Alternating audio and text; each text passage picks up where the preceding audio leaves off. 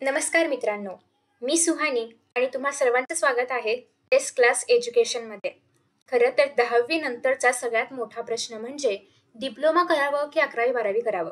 खरं तर डिप्लोमा म्हणजे काय? आणि नेमकी 11वी-12वी आणि डिप्लोमा याच्यामध्ये काय बरं फरक आहे?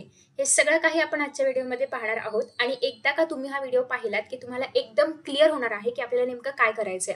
त्याच्यामुळे व्हिडिओ थोडासा मोठा झाला तरी पण तुम्हाला शेवटपर्यंत बघायचा आहे, कारण अर्थात प्रश्न तुमच्या भविष्याचा आहे.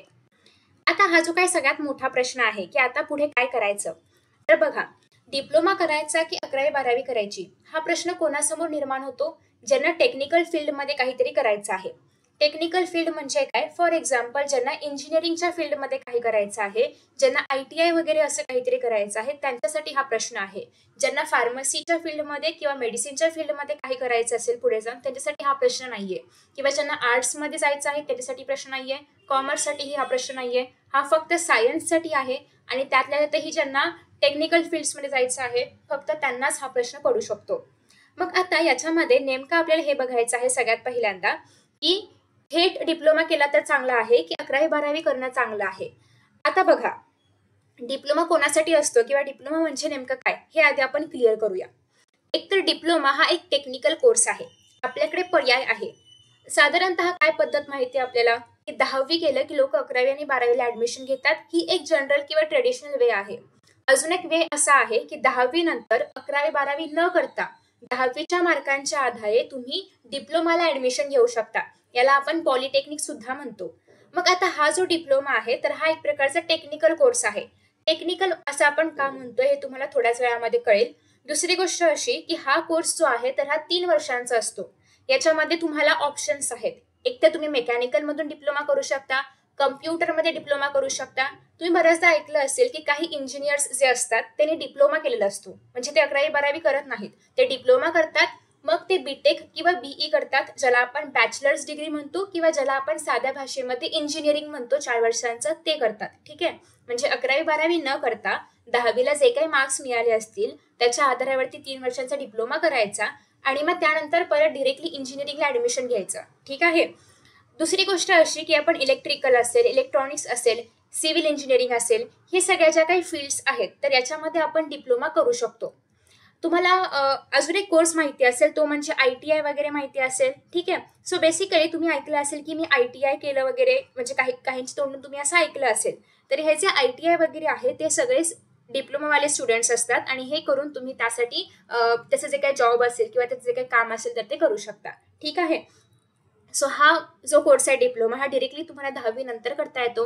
11वी-12वी ग्रॅज्युएशन वगैरे असं काहीची गरज नसते. 10वी नंतर तुम्ही डिप्लोमा करू शकता. 10वीच्या मार्कांच्या आधारावरती तुम्हाला डिप्लोमा करता येतो.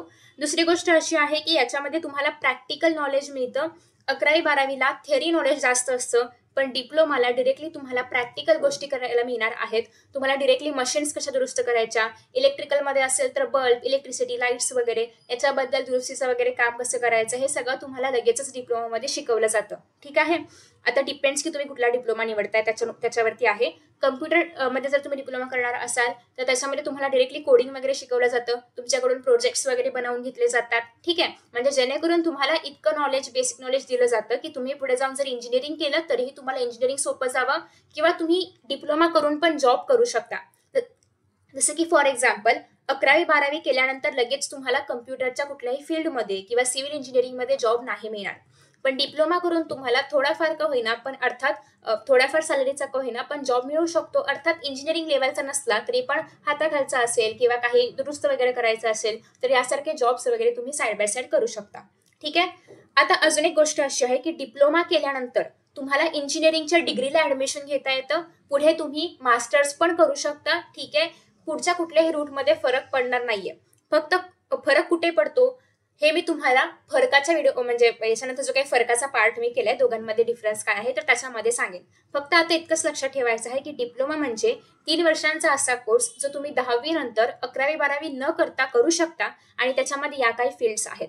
आता तुम्ही म्हणाल की मला 10वीला किती पर्सेंटेज आहेत यावरून ठरणार का की मला कुठली फील्ड मिळणार? तर अर्थात याची मेरिट लिस्ट लागते. जर तुम्हाला डिप्लोमाला ऍडमिशन घ्यायचं असेल तर याची वेगळी मेरिट लिस्ट लागते. त्याच्यामध्ये असं असतं की एवढे पर्सेंटेज असतील तर तुम्हाला कम्प्युटरला ऍडमिशन मिळणार, एवढे असतील तर मेकॅनिकला मिळणार, एवढं असेल तर सिव्हिलला मिळणार. सो बेसिकली डिपेंडिंग अपॉन तुमचे पर्सेंटेज किती आहेत 10वीचे त्यानुसार मेरिट लिस्ट लागते आणि त्यानुसार मग तुम्हाला ही जी ब्रांच आहे तर ती मिळते. ठीक आहे, त्यानुसार तुम्हाला कॉलेज मिळतं. पॉलिटेक्निक कॉलेजेसमध्ये तुम्हाला ऍडमिशन मिळतं.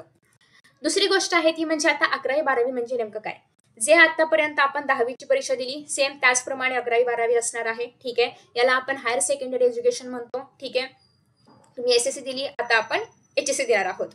अर्थात 11वी-12वी तुमच्याकडे ऑप्शन्स आहेत. तुम्ही सायन्स घ्या, कॉमर्स घ्या, आर्ट्स घ्या, हे सगळे स्ट्रीम्स तुमच्याकडे आहेत. हे अकॅडमिक असणार आहे, थेरोटिकल असणार आहे. याच्यामध्ये प्रॅक्टिकल नॉलेज, प्रॅक्टिकल ऍप्लिकेशन पुस्तकाबाहेरचं नसणार आहे.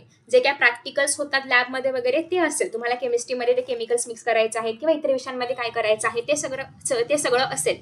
पण त्याच्या व्यतिरिक्त मशीन दुरुस्त कसं करायचं किंवा लाईट्स वगैरे हे सगळं जे काही स्किल बेस्ड नॉलेज आहे किंवा स्किल ओरिएंटेड नॉलेज आहे ते तुम्हाला 11-12 मध्ये नसणार. ते फक्त तुम्हाला डिप्लोमामध्ये असणार. ठीक आहे, so 11-12 is more or less like theory. जे तुम्ही आतापर्यंत ज्या पॅटर्नमध्ये शिकलात 10वी पर्यंत, 9वी-10वी कशी होती सेम तशीच 11वी-12वी असणार आहे. फक्त तुमच्याकडे आता ऑप्शन्स आहेत की तुम्हाला सायन्स पाहिजे, कॉमर्स पाहिजे की आर्ट्स पाहिजे. जसं की मी तुम्हाला सांगितलं डिप्लोमा हे फक्त त्याच मुलांसाठी आहे ज्यांना टेक्निकल फील्डमध्ये जायचं आहे.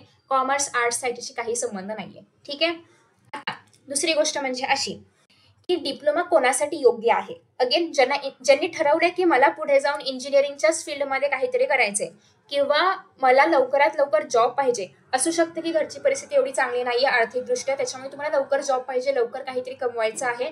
तर अशा केसेसमध्ये तुम्ही जर डिप्लोमा केलात तर तुम्हाला लगेचच जॉब मिळू शकतो. लगेच म्हणजे अर्थात शोधावं लागणार, तुमच्या स्किल्सवरती आहे, पण तुम्ही लगेच जॉब करण्यासाठी रेडी तरी होऊ शकता.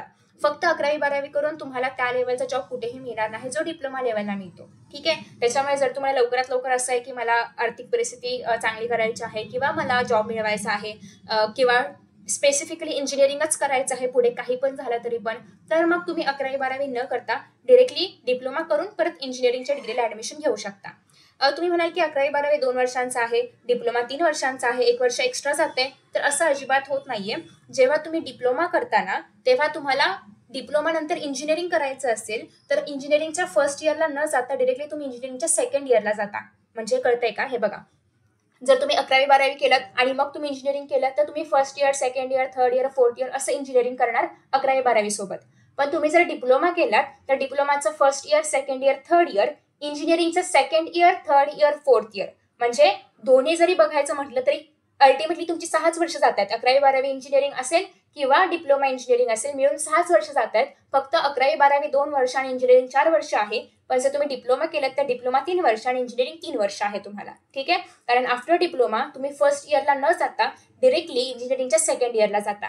ठीक आहे, आता अजून एक प्रॉब्लेम कधी होतो बघा, तुम्ही डिप्लोमा करून इंजिनिअरिंग करणार आहात. ठीक आहे, प्रॉब्लेम तिथे होतो जेव्हा तुम्ही डिप्लोमामध्ये सपोज कम्प्युटर सायन्स घेतलं असेल किंवा डिप्लोमामध्ये तुम्ही मेकॅनिकल काहीतरी घेतलं असेल आणि तुम्हाला कदाचित डिप्लोमामध्ये खूप चांगले पर्सेंटेज मिळाले आणि तुम्हाला नेक्स्ट टाइम कम्प्युटर सायन्स मिळतंय इंजिनिअरिंगसाठी. तर अशा केसमध्ये जे काही बॅच कॉन्फ्लिक्ट्स आहेत तर ते होऊ शकतात. ब्रांच कॉन्फ्लिक्ट जे आहेत तर ते होऊ शकतात. मग तेव्हा तुम्हाला त्या सिलेबस सोबत कॉप अप करावं लागेल. किंवा तुम्हाला जर असं पाहिजे की मी आता डिप्लोमा पण मेकॅनिक्समध्ये केलाय, मला इंजिनिअरिंग पण मेकॅनिक्समध्ये करायचंय, तर ॲज यू विश तुम्ही तसं पण करू शकता. याच्यामध्ये पण परत पुढे मेरिट लागणार आहेच. तुमच्या डिप्लोमाचे जे काही एक्झाम्स होतील, एंड एक्झाम होईल, तर त्यानुसार तुमचे जे काही रँक्स आहेत तर ते लागतात किंवा मेरिट लिस्ट लागतात आणि त्यानंतर मग तुम्हाला इंजिनिअरिंगमध्ये ऍडमिशन घेता येतं. तर तुम्हाला कळलं असेल की डिप्लोमा कोणी केलं पाहिजे. आता नेक्स्ट आहे की उदाहरणार्थ बघा, तुम्ही कम्प्युटरचा डिप्लोमा केलात की तुम्ही बीई म्हणजे बॅचलर्स ऑफ इंजिनिअरिंग जी की डिग्री आहे ते पण तुम्ही कम्प्युटरमध्ये केलात की तुम्हाला एका सॉफ्टवेअर कंपनीमध्ये जॉब मिळेल. जर तुम्हाला हे बीई नाही करायचंय तर डिप्लोमा नंतरही तुम्हाला जॉब मिळतो, पण अर्थात लेवल कमी असणार आहे कारण इंजिनियर्स हायर लेवलवरती असणार आहेत. ठीक आहे, नेक्स्ट आहे सपोज तुम्ही सिव्हिलमध्ये डिप्लोमा केलात तर तुम्ही साईटवरती सुपरविजनचं काम पण करू शकता. ते काम करत करत तुम्ही इंजिनिअरिंग करू शकता किंवा ते काम न करता तुम्ही डायरेक्टली बीई इन सिव्हिल करू शकता. सिव्हिलचा बेनिफिट असा आहे की गव्हर्नमेंट सेक्टरमध्ये जॉब्स कंपॅरेटिव्हली जास्त आहेत बाकीच्या ब्रांचेसपेक्षा. सो तुम्हाला बेनिफिट आहे जर तुम्ही सिव्हिल इंजिनिअरिंग केलं किंवा सिव्हिलमध्ये डिप्लोमा केलात आणि मग इंजिनिअरिंग केलं तर तुम्हाला गव्हर्नमेंटमधले पण जॉब्स मिळतात आणि अर्थात प्रायव्हेटमधले पण मिळतात. आता मग प्रश्न असा आहे की हे तर झालं डिप्लोमावाल्यांसाठी. मग 11वी-12वी कोणी केली पाहिजे? तर ज्यांना JEE, नीट, NDA सारख्या एक्झाम्स द्यायच्या आहेत त्यांनी 11वी-12वी करायची. कारण डिप्लोमा नंतर तुम्हाला JEE देता येत नाही. याचा अर्थ डिप्लोमा करून तुम्ही कधीही IIT मध्ये NIT मध्ये जाऊ शकत नाही बॅचलर्ससाठी. मास्टर्ससाठी तुम्ही जाऊ शकता गेट वगैरे देऊन, पण बॅचलर्ससाठी तुम्ही कधीही IITs मध्ये किंवा NITs मध्ये नाही जाऊ शकत जर तुम्ही 11वी-12वी केली नसेल तर. दुसरी गोष्ट, JEE नीट NDA हे जर तुमचा गोल असेल किंवा तुमचं ड्रीम असेल तर तुम्हाला 11वी-12वी ही करावीच लागणार आहे. फॉर एक्झाम्पल, तुम्ही 12वी केलं सायन्समधून, तुम्ही नीट दिली, तुम्ही डॉक्टर बनलात. कॉमर्समधून तुम्ही 12वी केली, BCom तुम्हाला करायचं असेल, तुम्ही CA बनलात. जर तुम्हाला टीचिंगमध्ये UPSC मध्ये जायचं आहे, अर्थात तुम्ही UPSC कुठल्याही याच्यामधून करू शकता. अगेन मला खूपदा प्रश्न विचारला गेलाय की UPSC करायचं असेल तर आपण कुठली ब्रांच निवडली पाहिजे, कुठली स्ट्रीम निवडली पाहिजे. तर त्यावरती मी लवकरच एक वेगळा व्हिडिओ घेऊन येणार आहे जेणेकरून तुमचा तो डाऊट पण क्लिअर होईल. सो बेसिकली तुम्हाला जर वेगळ्या फील्ड्स हव्या असतील या एंट्रन्स एक्झाम स्पेसिफिकली द्यायच्या असतील तर तुम्हाला 11वी-12वीच करावी लागेल. IIT तुमचं स्वप्न असेल तर तुम्हाला 11वी-12वीच करावी लागेल. ते तुम्ही डिप्लोमा करून नाही अचीव्ह करू शकत. ठीक आहे. त्यानंतर आता तुमचा असा प्रश्न असेल की नेमकं काय निवडावं. मी तुम्हाला फरक सांगणार होते डिप्लोमा आणि 11-12 मध्ये. तो हाच फरक आहे की तुम्ही डिप्लोमा थ्रू एकतर पहिली गोष्ट जॉब लवकर मिळू शकतो, पण सॅलरी कमी असू शकते, लेटर ऑन वाढू शकते.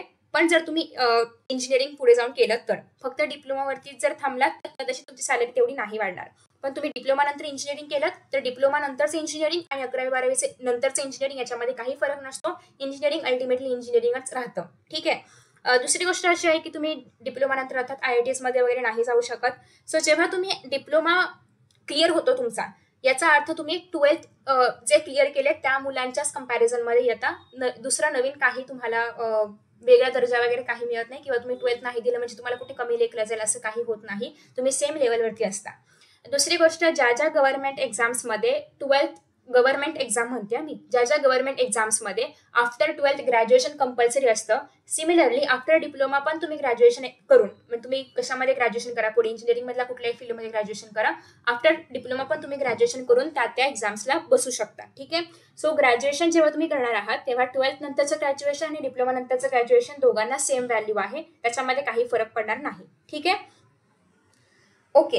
तर अशा पद्धतीने तुम्हाला एक बेसिक आयडिया मिळालेली आहे. आता प्रॉब्लेम असा आहे की नेमकं काय निवडायचं. आता हे बघा, हे मी सांगून काही फरक पडणार नाहीये. तुम्ही स्वतःला विचारा की तुम्हाला काय आवडतंय किंवा तुम्हाला पुढे जाऊन काय करायचंय. तुमचं ठरलंय का की तुम्हाला इंजिनिअरिंगच करायचंय. तुमचं हे ठरलंय का की तुम्हाला IITs नको आहे, NITs नको आहे, तुम्हाला कुठलंही स्टेट कॉलेज चालणार आहे इंजिनिअरिंगला, तर तुम्ही डिप्लोमा करू शकता. डिप्लोमाचा हाच बेनिफिट आहे की तुम्ही side by side diploma complete होताच तुम्हाला जॉब्स वगैरे सगळं करता येईल, जे तुम्ही 12th नंतर इतके इझिली नाही करू शकत. ठीक आहे. नंतर असं आहे की तुमचं अर्थात हे डिपेंड असणार आहे की तुम्ही पुढे जाऊन काय करणार आहात, तुमचं पुढचं गोल काय असणार आहे. तुमचं जर का असं असेल की माझं इंजिनिअरिंग करणं हे डिसाइडेडच नाहीये, तर मग नका जाऊ डिप्लोमाला. पुढे जाऊन जर तुमचं कदाचित गोल बदललं की तुम्हाला NDS करायचं आहे, तुम्हाला स्पेसिफिकली नेव्हीमध्ये जायचं आहे, किंवा तुम्हाला एअरफोर्सेसमध्ये जायचं आहे, तुम्हाला डॉक्टरच बनायचं आहे, नर्सिंगच करायचं आहे, किंवा BSc ॲग्रिकल्चर करायचं आहे, पुढे जाऊन जर बदललं तर डिप्लोमा नंतर तुमच्याकडे काही ऑप्शन नाहीये कुठल्याही इतर फील्डमध्ये जाण्याचा. त्याच्यामुळे जर तुमचं डिसाईड नसेल तर प्लीज 11-12 ने जा. सेफेस्ट मार्ग आहे, बेस्ट मार्ग आहे. 11-12 नंतर पण तुम्ही इंजिनिअरिंगची डिग्री घेऊ शकता. त्याच्यामुळे 11-12 मधून जाण्यामध्ये काहीच वाईट नाहीये. पण तुमचं ऑलरेडी डिसाईड आहेच तर मग डिप्लोमा घ्यायला पण काही हरकत नाहीये. स्वतः हे तुमच्यावरती आहे की तुमचं नक्की काय ठरलेलं आहे.